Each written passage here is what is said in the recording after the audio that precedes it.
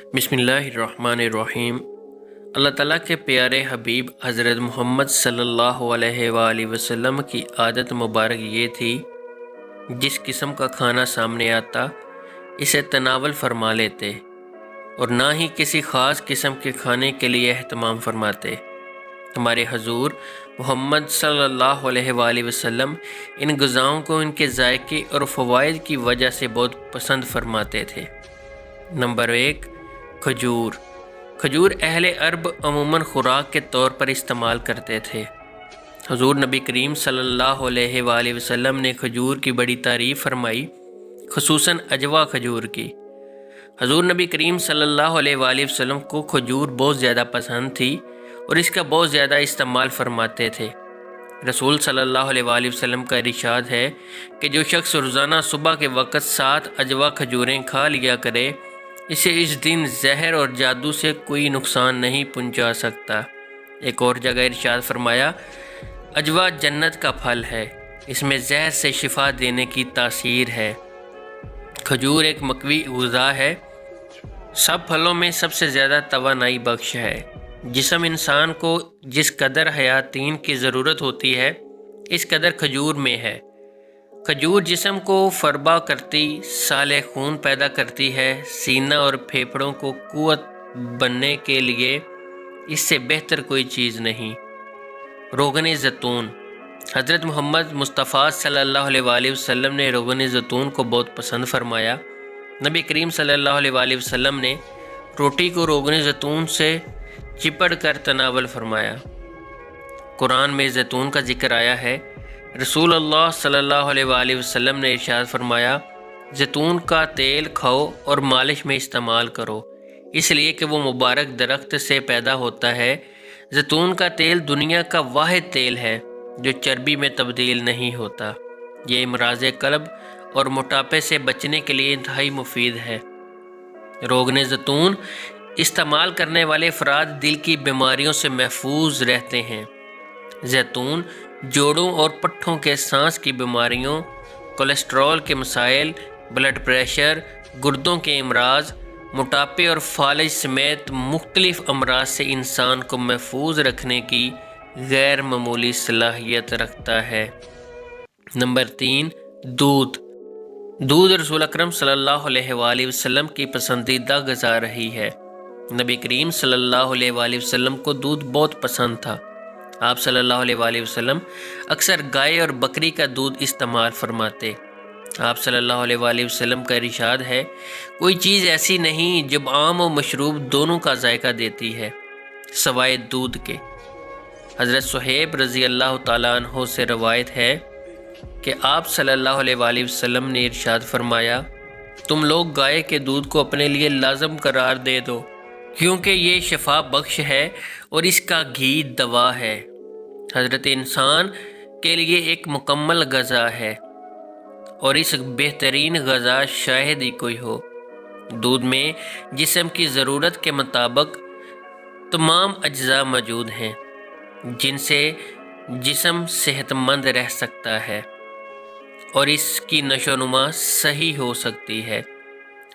जिन इलाकों के लोग दूध इस्तेमाल ज़्यादा करते हैं, इनकी उम्रें ज़्यादा होती हैं। नंबर 4, शहद।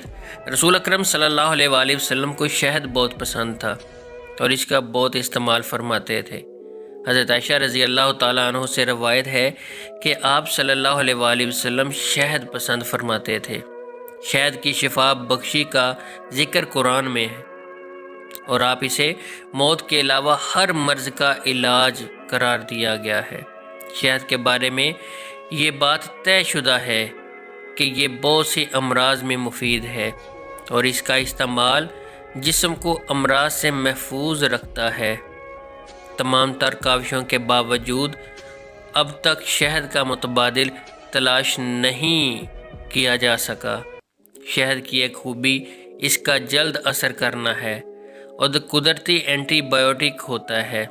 यह हलक से नीचे उतरते ही खून में शामिल हो जाता है।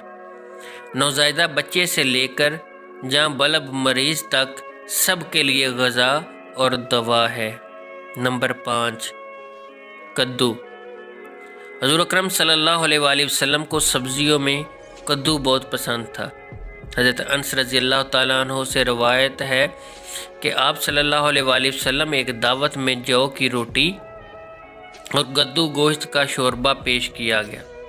میں نے حضور نبی کریم صلی اللہ علیہ وآلہ وسلم کو دیکھا کہ پیالے کے کناروں سے کدو تلاش فرما کر تناول فرما رہے ہیں۔ میں اس روز کے بعد ہمیشہ کدو کو پسند کرنے لگا۔ کدو ایک ایسی سبزی ہے جو ذائقے میں لذیذ اور تاثیر میں ذو ہضم، صحت بخش اور دماغی صلاحیتوں کو بڑھانے والا ہے۔ کدو مفروع قلب، جگر اور اعصاب کے لیے مفید سبزی ہے۔ نمبر 6، جو کی روٹی۔ نبی کریم صلی اللہ علیہ وآلہ وسلم کی مرغوب غذاؤں میں جو بھی شامل ہے۔ حضرت محمد صلی اللہ علیہ وآلہ وسلم جو کی روٹی بہت پسند فرماتے تھے۔ حضور اکرم صلی اللہ علیہ وآلہ وسلم نے اپنی ساری زندگی میں کبھی بھی میدے کی روٹی تناول نہیں فرمائی۔ ابو داؤد میں حدیث ہے کہ آپ صلی اللہ علیہ وآلہ وسلم نے جو کی روٹی کا ٹکڑا لیا اور اس پر کھجور رکھی اور فرمایا یہ اس کا سالن ہے، اور تناول فرما لیا۔ قدرت نے جو میں جسمانی قوت کا بیش بہا خزانہ چھپا کر ہمیں بخشا ہے۔ قدیم زمانے سے جو کا استعمال بطور علاج اور قوت بخش غذا میں ہوتا چلا آ رہا ہے۔ جو میں جسم کو توانائی بخشنے والے اجزاء کی خاصی مقدار پائی جاتی ہے۔ اس میں 80% نشاستہ لحمیات اور فاسفورس کی بڑی مقدار موجود ہوتی ہے، جو بلڈ پریشر کو فائدہ پہنچاتی ہے، حدت کو کم کرتا ہے، پیاس بجھاتا ہے، جوڑوں کے درد کو فائدہ پہنچاتا ہے، چونکہ زہریلے مادوں کو اخراج کرتا ہے۔ اس لیے مہاسے، چہرے کے دانوں اور اس کے سلسلے میں دوسری جلدی بیماریوں کو دور کرتا ہے۔ یہ ہماری جسمانی صحت کے لیے ٹونک کا درجہ رکھتے ہیں۔ انہیں اپنی روزمرہ کی غذا میں شامل رکھیں اور صحت مند رہیں۔ نمبر 7، سرکہ۔ ہمارے پیارے نبی صلی اللہ علیہ وآلہ وسلم کو سرکہ بہت پسند تھا۔ آپ صلی اللہ علیہ وآلہ وسلم نہ صرف سرکے کو تناول فرماتے بلکہ اس کی تعریف بھی فرمائی۔ حدیث میں ہے کہ حضور اکرم صلی اللہ علیہ وآلہ وسلم نے ارشاد فرمایا کہ سرکہ بھی کیسا بہترین سالن ہے۔ تم عتم ہانی رضی اللہ تعالیٰ عنہ فرماتی ہیں کہ حضور اکرم صلی اللہ علیہ وآلہ وسلم میرے گھر میں تشریف فرما تھے، کیا تیرے پاس کھانے کے لیے کوئی شے ہے؟ میں نے عرض کی سوکھی روٹی اور سرکے کے سوا کچھ نہیں۔ حضور اکرم صلی اللہ علیہ وآلہ وسلم نے فرمایا وہی لے آؤ۔ وہ گھر سالن سے خالی نہیں جس گھر میں سرکہ ہو۔ سرکے کا استعمال ذیابیطس اور خون میں گلوکوز کی مقدار کو درست کرنے کے لیے فائدہ مند ہوتا ہے۔ سرکے کا استعمال کھانے میں اور اس احساس کو بڑھا دیتا ہے کہ اب بھوک نہیں، یعنی انسان کم کھاتا ہے، اور اس طرح نظام انہضام بہترین رہتا ہے۔ نمبر 8، گوشت۔ گوشت آپ صلی اللہ علیہ وآلہ وسلم کی مرغوب غذا تھی۔ حضرت صلی اللہ علیہ وآلہ وسلم نے ارشاد فرمایا دنیا اور جنت دونوں جگہ سب کھانوں کا سردار گوشت ہے۔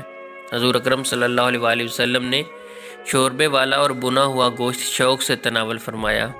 حضرت ابو ہریرہ رضی اللہ تعالیٰ عنہ فرماتے ہیں کہ حضور اکرم صلی اللہ علیہ وآلہ وسلم کی خدمت اقدس میں کہیں سے بکری کا گوشت آیا، اس میں سے دستی کا گوشت خدمت اقدس میں پیش کیا گیا۔ آپ صلی اللہ علیہ وآلہ وسلم نے اس کو دانتوں سے کاٹ کر تناول فرمایا۔ گوشت جسم انسانی کی صحت اور توانائی کے لیے بہت مفید قرار دیا جاتا ہے۔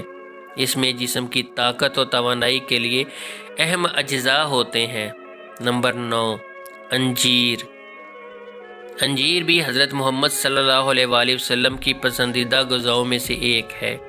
حضرت محمد صلی اللہ علیہ وآلہ وسلم نے فرمایا انجیر جنت کا پھل ہے۔ انجیر کا پھل بڑھاپے کو روکتا ہے، یعنی اس پھل کے کھانے سے بڑھاپا جلدی نہیں آتا۔ یہ کمزور اور دبلے پتلے لوگوں کے لیے نعمت ہے، بیش بہا ہے۔ ماہرین طب کا کہنا ہے کہ روزانہ انجیر کھانے سے موٹاپے پر قابو پایا جا سکتا ہے۔ انجیر کے اندر پروٹین، معدنی اجزاء، شکر، کیلشیم، فاسفورس پائے جاتے ہیں۔ دونوں انجیر یعنی خشک اور تر وٹامن اے اور سی کافی مقدار میں موجود ہوتے ہیں۔ وٹامن بی اور ڈی قلیل مقدار میں ہوتے ہیں۔ ان اجزاء کے پیش نظر انجیر ایک مفید غذائی دوا کی حیثیت رکھتا ہے۔ اس کا استعمال ہڈیوں کو مضبوط بناتا ہے۔ اس میں فولاد، کیلشیم اور فاسفورس جیسے اجزاء شامل ہیں۔ ماہرین کا کہنا یہ بھی ہے کہ ایک انجیر انسانی جسم کو درکار فولاد کی 2% ضرورت کو پورا کرتا ہے۔ نمبر 10، انگور۔ حضرت سیدنا عبداللہ ابن عباس رضی اللہ تعالیٰ عنہ فرماتے ہیں کہ میں نے نبی کریم صلی اللہ علیہ وآلہ وسلم کو انگور کے خوشے اس طرح تناول فرماتے ہوئے دیکھا ہے۔ چھوٹا سا خوشہ منہ میں لے کر دانے توڑنے اور تنکوں کو باہر کھینچ لیتے۔ اللہ تعالیٰ کی نعمتوں میں سے ایک نعمت انگور ہے جو انتہائی لذیذ اور بے مثال قوت بخش پھل ہے۔ اسے صحت و توانائی اور فرحت و انبساط فراہم کرنے کے لحاظ سے ایک اچھوتا اور پرکشش پھل تصور کیا جاتا ہے۔ انگور carbohydrate, proteins, vitamin A, vitamin C, calcium اور آئرن پائے جاتے ہیں جو انسانی صحت کے لیے بہت مفید ہوتے ہیں۔ اسے ہر عمر کی خواتین کی توانائی کی ضروریات پوری کرتا ہے۔ یہ جسم میں تازہ اور مصفی خون پیدا کرنے کا سبب بنتا ہے۔ اس کے اندر بے پناہ غذائیت ہوتی ہے۔ اس کا رس نہ صرف معدے کی رطوبت کو مزید ہاضم بناتا ہے بلکہ نظام میں شامل ہو کر خون کو صحت مند بھی بناتا ہے۔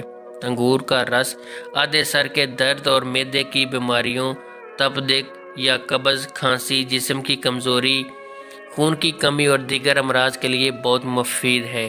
اگر میری آج کی ویڈیو آپ کو پسند آئی تو پلیز اس ویڈیو کو لائک کریں اور چینل کو ضرور سبسکرائب کر لیجئے گا اور ساتھ لگے ہوئے بیل آئیکن کو پریس کر دیں۔